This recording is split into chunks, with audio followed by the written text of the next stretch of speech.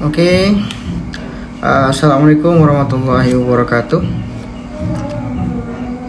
Seperti yang saya janjikan sebelumnya, malam hari ini kita akan mengadakan diskusi ilmiah. Ya, sekali lagi garis bawahi, ini diskusi ilmiah, bukan debat kusir, bukan apa ya, untuk jago-jagoan, menang-menangan, hebat-hebatan, enggak. Sekali lagi, agar gak ada komen-komen yang nggak bener di sini, nanti akan saya matikan kolom komentarnya, untuk meminimalisir kegaduhan ya. Kita akan ngobrol santai dulu dengan Bang Wajdi Azim, salah satu influencer dari Padang kalau nggak salah, beliau dari Sumatera. Saya sudah lama kenal dengan beliau ya, dan saya juga sudah lama mengamati dakwah beliau, sampai kemarin yang terakhir viral masalah suratnya Bang Wajdi ini untuk Syarifah Halimah Al-Idrus. Nanti kita akan bahas bagaimana cara dakwah beliau ya, akan juga kita kritisi cara dakwah beliau, juga tentang surat terbuka beliau untuk Syarifah Halimah. Dan kita akan bahas juga masalah tiup lilin kemarin yang sempat dipermasalahkan ketika Bang Syakir Daulay ulang tahun. Oke, kita akan nunggu dari Bang Wajdi permintaan. Kita lihat permintaannya udah muncul atau belum. Oke.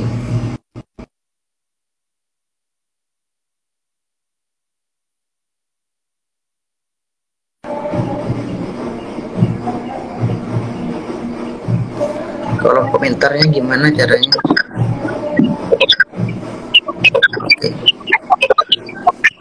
Oke. Assalamualaikum warahmatullahi wabarakatuh. Waalaikumsalam, Lora, sehat? Oke. Alhamdulillah sehat, Bang Wajdi. Alhamdulillah, kalau badan sehat, tapi kalau kantong masih remet lah. Oke, suara di sini Mbak Santriwati lagi maulidan apa? Kalau suara antum jelas, Lora. Adapun suara maulidan tuh anggap aja barokahnya nanti. Kita dapat barokah dari... Oke, siap. Kita akan ngobrol santai dulu Bang Wajdi sebelum kita masuk ke tema. Saya izin ngopi, Lora ya. Oke, siap. Jadi kita sepakat ya bahwa apa ya, di diskusi kita sekarang ini kita transparan, nggak ada baper-baperan ya, dan bebas kritik ya.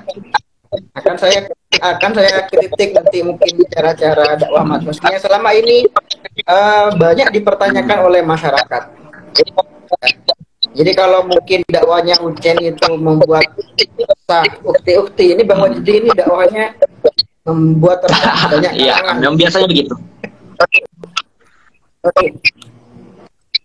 Oke, mungkin bisa memperkenalkan diri dulu Bang Wajdi. Sebenarnya latar belakang Bang Wajdi ini apa, dan profesinya sekarang apa, dan mungkin biar gak salah paham, banyak dari teman-teman saya menganggap bahwa Bang Wajdi ini orang dalam tip Wahabi. Itu apa benar? Oke, bismillah, alhamdulillah, salatu wassalamu ala rasulillah, Allahumma sholli ala sayyidina Muhammad wa ala ali sayyidina Muhammad. Thank you banget Lora Ismail udah kasih forum diskusi ini. Ini sejatinya adalah sebuah bentuk kehormatan bagi saya kalau diundang sama Lora Ismail. Lora Ismail ini saya mengamati udah kalau nggak salah dari 2 tahun yang lalu ya. Saya nge-follow beliau di akun pertama saya yang udah tumbang. Sekarang di akun kedua ini baru saya follow kembali beliau ini. Thank you Lora Ismail BTW. Saya Wajdi Azim, asal dari Padang, Sumatera Barat, Tulen, Padang, Sumatera Barat, 100% orang Minang. Ya. Berkaitan dengan pertanyaan dari Lora Ismail tadi, saya berprofesi sebenarnya sebagai seorang konten kreator ya. Adapun samping-sampingan itu semuanya ya sebagai pembelajar, sebagai pedagang juga, ya, sebagaimana orang Minang pada umumnya. Itu latar belakang saya. Adapun kalau dipertanyakan masalah saya Wahabi atau tidak, saya punya orang tua dari ormas yang berbeda. Bapak saya itu NU, Tarekat Naqsyabandi, ya. Emak saya Muhammadiyah Tulen. Kalau dilihat petinggi Muhammadiyah di zaman Soeharto dulu itu namanya Lukman Harun. Nah, itu kakek dari emak saya. Atau kalau bahasanya buyut dari saya sendiri. Jadi saya itu adalah perpaduan dari NU dan Muhammadiyah gitu. Jadi, gimana Lara? Ya, belakang. ya. Kedokteran itu Ya, kalau untuk akidah, saya mengikuti akidah Asy'ari. Dalam mazhab itu saya manhaj tarjih Muhammadiyah dalam masalah fikih. Nah, kalau dalam tasawuf itu mostly kebanyakan ikut Imam Al-Ghazali, mungkin 90% Imam Ghazali. Gitu, Lora. Oke, aktivitas Bang Wajidi sekarang apa? Sebenarnya dosen itu adalah panggilan saja sebenarnya. Jadi asbabul wurud dari panggilan dosen itu adalah ketika saya menjelaskan tentang sesuatu, saya jabarkan dari berbagai perspektif. Nah, silakan orang-orang tuh pilih mau yang mana. Sehingga ada di satu momen orang-orang tuh bilang gini nih, wah ternyata ngelihat instastory Bang Wajidi Azim serasa kuliah 6 SKS katanya. Nah, mulai dari situlah dipanggil dosen-dosen terus. Nah, jadi sebenarnya saya ini dosen, tapi masih OTW S2 untuk ngambil psikologi profesi, untuk jadi psikolog nantinya. Tapi saya agak dilema juga sekarang, karena kabarnya S1 sekarang udah bisa ambil profesi kan, gitu. Oke. Langsung aja mau jadi karena habis ini saya ada agenda nobar sama Bapak Santriwati. Langsung ke tema yang kemarin kita sempat bahas, diskusikan di story. Itu ya tentang komentar Bang Wajidi yang menurut saya cukup barbar ya di postingannya Bang Syakir Daulay.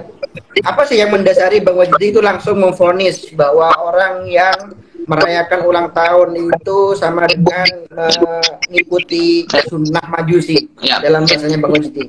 Silakan bisa disampaikan argumennya, nanti saya mungkin akan komentari dan akan saya jawab argumen dari sebelumnya saya garis bawahi dulu bahwasannya saya tidak mengatakan bahwasannya orang yang merayakan ulang tahun itu adalah orang yang mengikuti majusi gitu, enggak.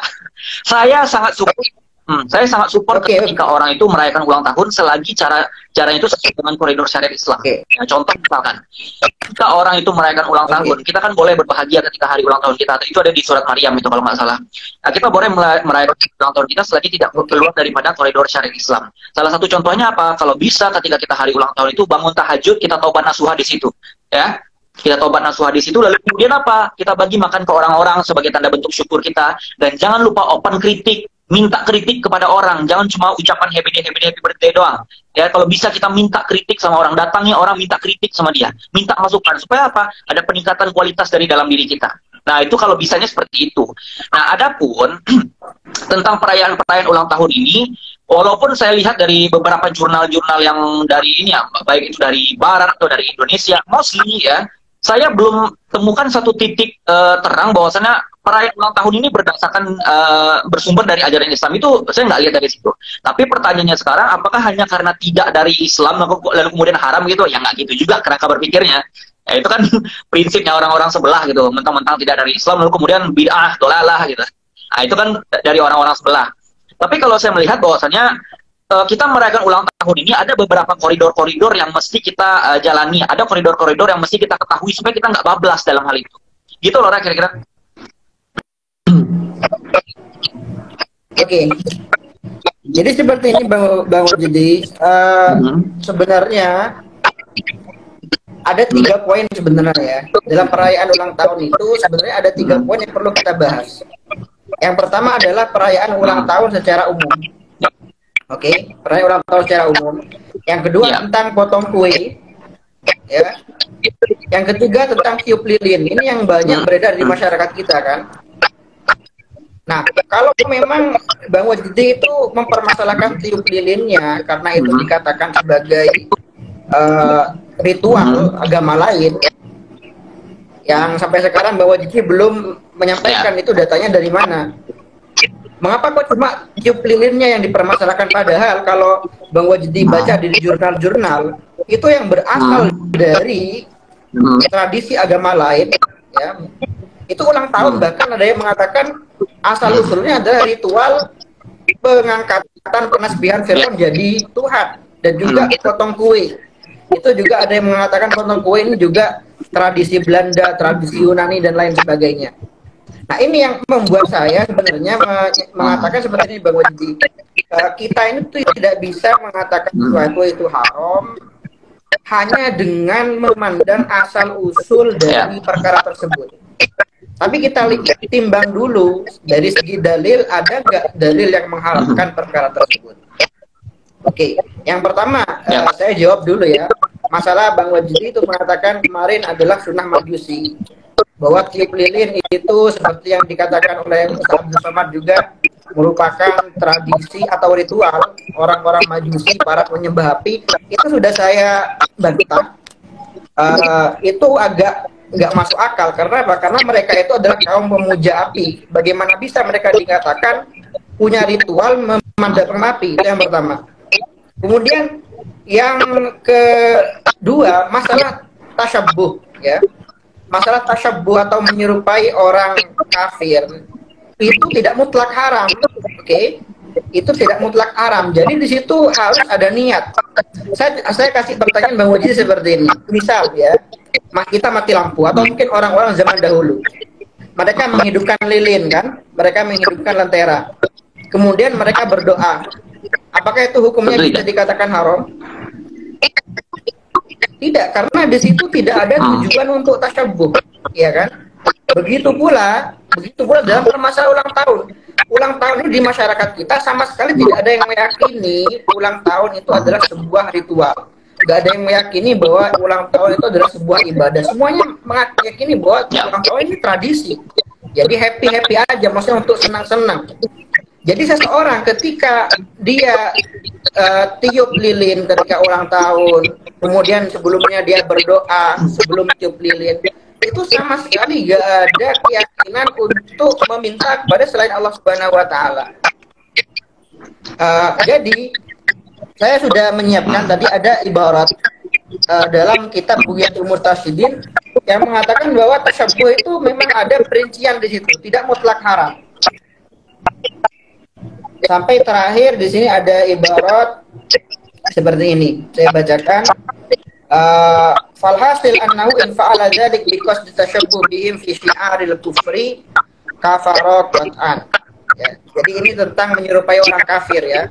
Jika memang diniati untuk menyerupai atau memviralkan syiar kekufuran, maka itu kafir.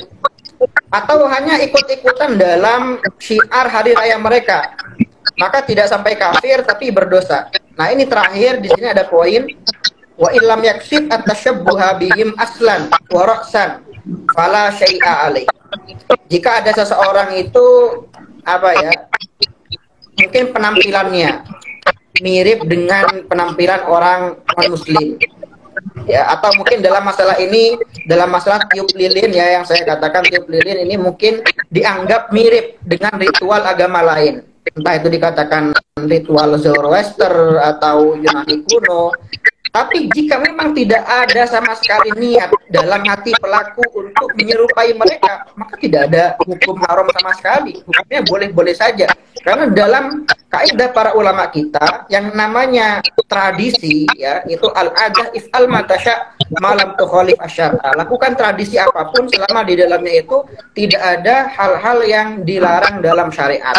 Nah, itu fatwa-fatwa yang saya temukan, fatwanya Darul Ifta Mesir, Darul Ifta Jordan, Darul Ifta Palestina, bahkan seorang ulama salafi yaitu Syekh Salman Audah itu mengatakan seperti itu. Jadi merayakan ulang tahun itu hukumnya halal dengan catatan di dalamnya itu tidak ada hal-hal yang diharamkan dalam syariat. Seperti mereka contohkan seperti berbaur laki-laki perempuan atau mungkin mabuk-mabukan, mungkin zina, waliyadzubillah, pesta, foya-foya dan lain sebagainya. Sama sekali di antara mereka itu tidak ada satupun yang menyebutkan tentang masalah tiup lilin dalam hal-hal yang diharamkan dalam ulang tahun. Padahal kita ketahui tradisi tiup lilin atau berdoa ketika tiup lilin ini bukan hanya di Indonesia saja loh. Dan misalkan ya, ini logika saya seperti ini. Kalau misalkan sebahaya itu, Bang Wajdi anggap ini hal yang berbahaya dan bisa mencederai akidah. Seharusnya para kiai-kiai kita, para mungkin kita katakan majelis ulama kita pasti akan mempunyai fatwa dalam masalah ini. Sampai sekarang MUI belum pernah mengeluarkan fatwa tentang masalah tiup lilin. Dan pada akhirnya masalah ini suara saya enggak Lora, sini enggak. Saya nyimak dari tadi. Oke. Enggak. Suara saya enggak mantul. Oke. Jadi pada akhirnya meskipun pro kontra, pada akhirnya ini adalah masalah fikih, khilafiyah, ijtihadiyah. Jadi ini adalah masalah yang di dalamnya ini para ulama kita masih berbeda pendapat. Dan menurut hemat saya kebanyakan dari mereka itu tidak mengingkari masalah tradisi ini, gitu. Kita kembali kepada kaidah bahwa la nukir al mustalah alaih. Sesuatu yang di situ ada banyak pendapat, kita tidak bisa mengingkari, tidak bisa menyalahkan. Apalagi sampai dijadikan bahan hujatan ya bagi orang yang melaksanakannya, yang tentunya bagi saya itu adalah sesuatu yang tidak menyenangkan. Saya membayangkan kalau misalkan saya lagi happy, misalkan saya nggak pernah merayakan ulang tahun, nggak pernah potong kue dan lain sebagainya, seumur hidup saya nggak pernah. Cuma saya membayangkan kalau saya ada di posisi orang yang berwajib di komen seperti itu, pastinya saya akan merasa sangat tidak nyaman, gitu loh. Jadi kalau saya bisa kritik dakwah Bang Wajidi ini seakan-akan memaksakan satu pendapat dan seakan-akan di situ tidak ada pendapat lain selain pendapat itu. Padahal di situ para ulama masih ada dua kubu di situ, ya. Dan dengan pendapat yang Bang Wajidi anut itu digunakan oleh Bang Wajidi untuk menyerang orang lain. Itu tentu menurut saya itu masuknya nanti dakwahnya bukan termasuk dakwah bil hikmah wal mau'izah al hasanah, tapi nanti masuknya dakwah bullying masuknya. Silakan mungkin. Oke, saya garis bawahi lagi, saya perlu ulang lagi Lora, bahwasannya saya tidak mengharamkan ulang tahun itu secara mutlak. Itu garis bawahi dulu. Iya, kita bahas masalah tiup lilin yang Bang Wajidi permasalahkan ke Bang Syakir Daulay, masalah tiup lilin. Oke, saya lanjut lagi ya, Lora. Bahwasanya untuk tiup lilin sendiri, kita perlu melihat dari yang namanya niat, tujuan, dan cara. Jadi nggak, kalau saya pribadi memahami bahwasanya nggak mutlak hanya sebatas niat doang. Ya, yang saya pahami, kalau seandainya salah, tolong dikritik Lora. Niat, tata cara, tujuan. Ya, kalau seandainya dia menggunakan berdoa lalu kemudian tiup lilin menyerupai agama tertentu yang saya baca dari referensi saya. Nah, tentunya kalau saya berprinsip sadudzaroim, mengantisipasi itu lebih utama daripada kita harus melakukan hal demikian. Nah, kalau seandainya kita lebih pengen menggunakan lilin, ya mostly untuk antisipasi nggak usah pakai api gitu loh. Standarnya begitu, sederhananya begitu. Kalau seandainya kita lebih mau antisipasi, saya dari dulu kalau dalam prinsip-prinsip yang semacam ini, adapun perayaan ulang tahun, perayaan tahun baru, saya lebih berprinsip untuk mengantisipasi atau preventif saja. Jadi kalau seandainya ada pendapat yang lain, yang membolehkan tiup lilin apa segala macam, silahkan, itu pendapat yang berbeda. Tapi kalau bagi saya, pendapat yang saya pegang yaitu yang seperti yang saya paparkan tadi. Saya mengikuti sebagaimana yang dikatakan oleh Ustaz Abdul Somad, karena memang saya tidak sepakat dengan cara-cara semacam itu. Lagi pula di satu sisi, saya melihat bahwasannya seorang Syakir Daulay ini dikenal oleh orang-orang kebanyakan itu sebagai orang yang kuat banget branding keislamannya. Jadi saya pengen orang-orang seperti Syakir ini kalau bisa ya syiar-syiar keislaman itu lebih dikentalkan gitu loh. Karena dia tuh kalau dilihat itu bisa disebutkan dalam tanda kutip brand ambasadornya Islam itu Syakir Daulay, bisa dikatakan sedemikian rupa oleh beberapa orang. Jadi kalau bisa orang-orang seperti Syakir Daulay ini, ayo kita angkat syiar-syiar Islam supaya apa? Orang-orang tuh lebih melihat dari sudut pandang Islamnya daripada kultur budaya-budaya yang lain. Jadi gitu aja sih Lora tujuannya. Adapun nanti kalau masukan Lora yang menganggap bahwasannya dakwah bullying atau segala macam, mungkin saya bisa nanti pertimbangkan ke depannya. Oke, begini Bang Wajidi, menurut saya tuh Bang Wajidi mengatakan menghormati pendapat yang lain, ya kan, dan mengakui bahwa di sini ada dua pendapat, ya kan, ada yang memperbolehkan, ada yang tidak menganjurkan, atau bahkan ada yang mengharamkan seperti Ustaz Abdul Somad. Jika memang Bang Wajidi itu di sini posisinya menghormati pendapat yang lain, jadi untuk apa menulis komentar hujatan seperti itu? Kalau saya tidak mengatakan itu sebagai komentar hujatan, Laura. Kenapa saya katakan itu tidak komentar hujatan? Yang saya permasalahkan adalah tindakan, ya, bukan orangnya. Tindakannya itu tindakan. Iya. Gitu, Laura. Iya. Jadi kalau saya menganggap hujatan itu adalah hujatan yang bersifatnya menyerang personal orang, nah itu hujatan bagi saya. Adapun kalau tindakan dan pemikiran, nah itu perlu di. Iya. Itu oke, kita bukan hujatan, tapi itu komen yang mengingkari. Komen yang mengingkari, dan bagi saya itu komen yang sangat pedas sekali, atau bahkan mohon maaf, itu bisa menjadi pintu bagi yang lain untuk mengkafirkan, untuk mengeluarkan orang yang dikomentar seperti itu. Ya, oh berarti ini mengamalkan sunnah majusi, berarti sama dengan keluar dari agama Islam. Karena sebagian masyarakat kita banyak sekali yang punya pemikiran pendek seperti itu. Itu. Jadi kalau memang kita saling menghargai perbedaan, bagi saya sikap yang harus kita ambil, kalau kita kalau saya misalkan nggak setuju dengan tiup lilin, saya mengatakan tiup lilin itu tidak baik karena mungkin itu tradisi agama lain dan lain sebagainya, alasan-alasan yang mungkin disebutkan orang-orang yang tidak setuju. Ya udah, saya tidak akan tiup lilin. Tapi jika memang ada orang lain melakukan itu, saya tidak akan menyalahkan, saya tidak akan menjelek-jelekkan, karena di situ masih ada ruang bagi pendapat yang lain. Jadi la nungkiru alal mukhtalaf alaih, innama nungkiru alal mujma' alaih. Jadi dari komen-komen yang saya baca di komentarnya Syakir Daulay itu, seakan-akan tiup lilin itu adalah pendapat Islam, bukan pendapat sebagian ulama. Jadi seakan-akan tidak ada pendapat lain dalam masalah ini. Toh padahal ini banyak dilakukan oleh masyarakat kita, yang bahkan sebagian kiai juga ada yang melakukan, sebagian habaib juga ada yang melakukan. Itu Bang. Ya, saya rasa cukup kalau masalah tiup lilin. Oke, jadi gini Bang Wajidi, yang perlu dipertimbangkan Bang Wajidi itu, tadi dari awal kan Bang Wajidi mengatakan bahwa kita tidak bisa menghukumi sesuatu dari asal usulnya.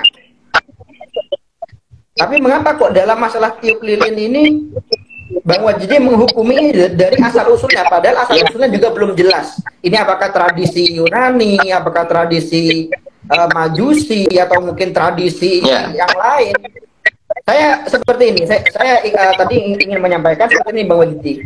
Dalam masalah pengambilan dalil, itu dalam masalah batalnya menyentuh wanita non mahram, ya. Dalam mazhab kita, mazhab Syafi'i, itu kan Imam Syafi'i sempat dikritik.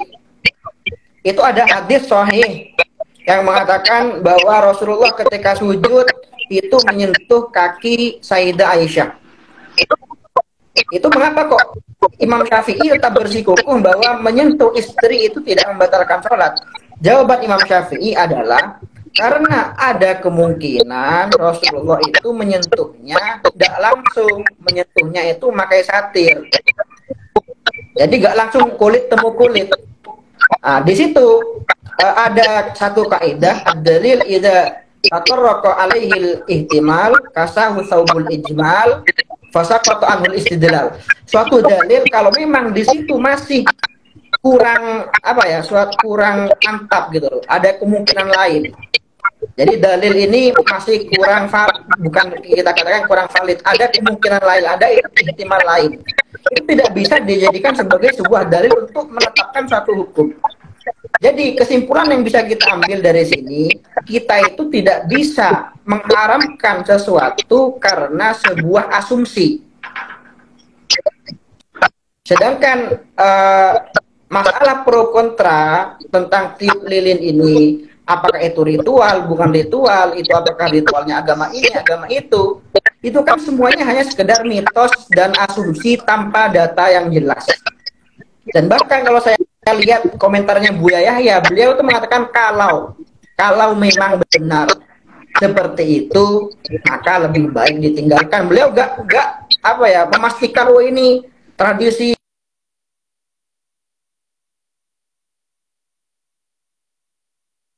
Jadi untuk menghukumi sesuatu, kita ingin mengambil satu hukum, tidak bisa kita ambil sedikit putuskan dengan keraguan-keraguan, harus ada data yang valid. Tidak bisa kita menghukumi suatu perkara dengan hanya sebuah asumsi tanpa data yang jelas. Seperti itu. Suara Lora putus-putus ini. Iya, ngeblur itu ininya.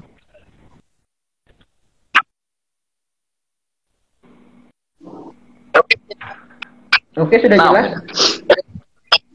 Sudah jelas? udah loh. Sudah jelas atau belum? Oke, saya tambahin dikit lagi loh, bahwasannya kalau dikatakan bahwasannya saya gampang menghukumi atau mudah-mudah dalam hukumnya hanya berdasarkan sumber asalnya saja, sebenarnya itu kurang tepat juga loh, karena pertimbangan saya memberikan otoritas kepada Ustaz Abdul Somad, yang dimana antum juga nggak sepakat sama Ustaz Abdul Somad, oke. Tapi kalau saya pribadi lebih mengikuti apa yang disampaikan sama Ustaz Abdul Somad dan beberapa ustadz yang melarang pendapat demikian. Itu bukan hanya pertimbangan dari sumber atau asal, melainkan sesuatu hal yang menyerupai. Atau saya tuh tipikal orang kalau dalam prinsip-prinsip semacam ini lebih ke arah antisipasi aja sih Lora, bukan apa namanya, bukan dalam rangka ingin menjustifikasi dengan mudah-mudah gitu, no. Begini maksudnya, Bang Wajidi, kalau masuk ke gereja itu kan jelas gereja itu, ya kan, itu gereja itu tempatnya orang Kristen, atau mungkin ke pura itu jelas tempatnya orang Hindu, atau kuil tempatnya orang Buddha. Tapi masalah tiup lilin ini kan nggak jelas. Ini ritualnya agama apa? Sampai sekarang juga apakah masih dilakukan atau enggak? Gini loh, kemarin yang sempat saya simpulkan, tasyabbuh itu haram jika memang identik, berarti identik 100% dengan agama yang lain. Misal seperti ini, ketika memakai salib. Jadi memakai salib, apapun niat seseorang itu haram, ya kan? Memakai salib, apapun niat seseorang itu haram. Karena apa? Karena jelas salib ini tidak ada kemungkinan lain kecuali tasyabbuh. Tapi kalau masalah tiup lilin ini kan bukan hal yang identik dengan agama tertentu, bukan hal yang identik dengan ritual. Kalau seandainya dapat, dan apakah saya mau nanya ke Bang Wajidi, apakah ada efek negatif dari tiup lilin ini selama ini di masyarakat kita? Apakah mencederai akidah mereka dan lain sebagainya? Faktanya kan tidak. Gimana? Ya, kalau kita cuma berbicara masalah efek-efek akidah segala macam, saya berprinsip bahwasanya saddu dharai, mengantisipasi itu lebih penting. Yaitu kalau saya jelaskan itu kan muter-muter kita jadinya.